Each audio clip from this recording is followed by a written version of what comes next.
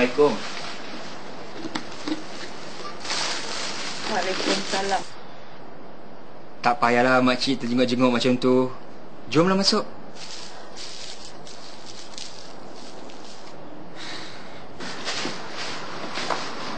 Tak payahlah malu dengan saya. Jom masuk dulu, jom. Jom. Yang ni kita letak sini dulu. Okey, kita bawa jom. Ni kita masuk dulu. Makcik, apa nak malu dengan saya? Jom masuk dulu, jom. Jom. Jom kita masuk.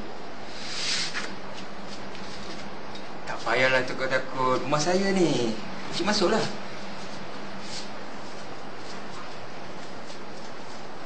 Saya nak pergi kerja ni, Makcik. Makcik duduk dulu. Maaflah, selera rumah ni. Rumah membujang. Apa ada kat rumah ni, Makcik makanlah. Ha? Saya ambil kerja dulu. Ni makanan ni tak makan. Pagi sangat. Saya jarang makan pagi. Bawa ni. Tak apalah. Makcik makan roti tu. Saya dah nak pergi kerja ni. Tapi janji tau, jangan pergi mana-mana. Tunggu sampai saya balik tau. Saya pergi kerja dulu.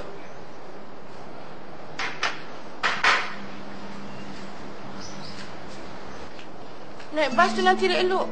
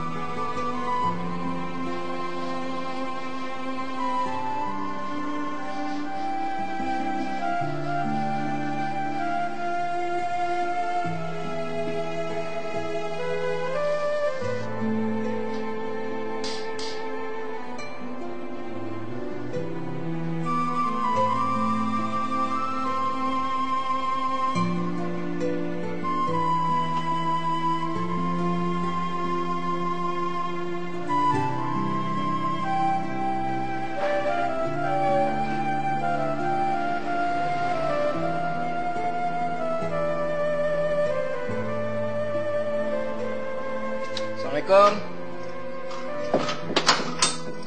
Cik. Cik.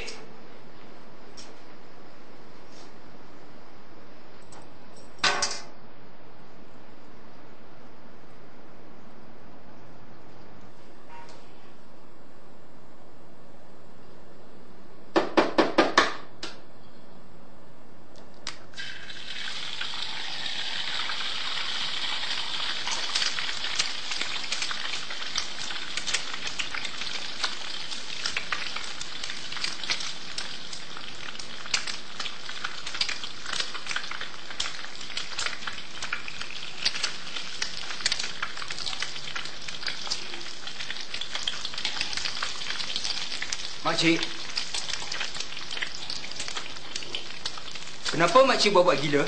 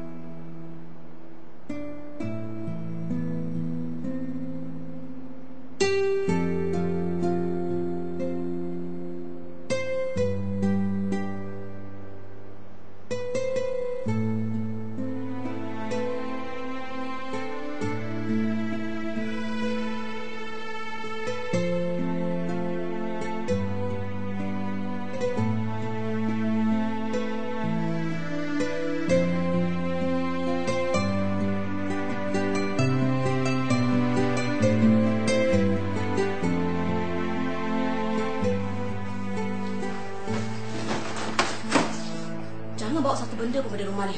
Tidak haramkan. Perkara tu dah lama berlaku. Janganlah ungkit lagi, Tira. Senang Mak cakap. Abang Man hidup tak tentu arah. Tak sanggup dengan umpat kerja orang Kak Hana sampai mati apa semua tu, Mak. Tira tak nak dengar lagi apa saya mulut, Mak. Kami malu, Mak. Kami dihina sama Mak.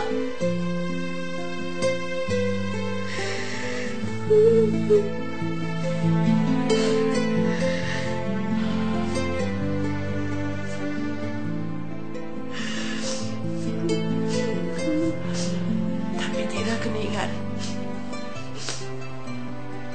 Mak sayangkan anak-anak Mak. Dan kerana sayang, sanggup buat apa saja. Asalkan anak-anak Mak tak kebuluk. Asalkan anak-anak Mak senang. Tapi Mak tak kesal. Cuma Mak terkilan. Ini ke yang Mak dapat. Aku lagi sanggup mati daripada menanggung malu.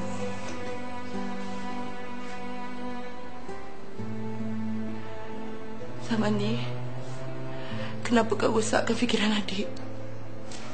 Tak payah Mak nak tuduh abang, Mak. Semua ni Tira sendiri yang sedar. Dalam usia yang macam ni, Mak hanya mengharapkan kasih sayang anak-anak Mak. Sayang konon. Jijik aku dengar perkataan tu.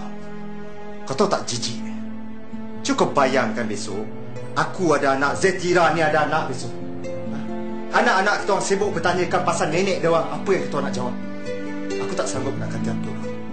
Cuma aku sanggup kata dekat dia orang, nenek kau semua dah mati. Mana? Sampai hati kau cakap mak kau sendiri dah mati. Aku tak ada mak sehina ni lah. Bodohlah aku kalau aku ada mak sehina ni.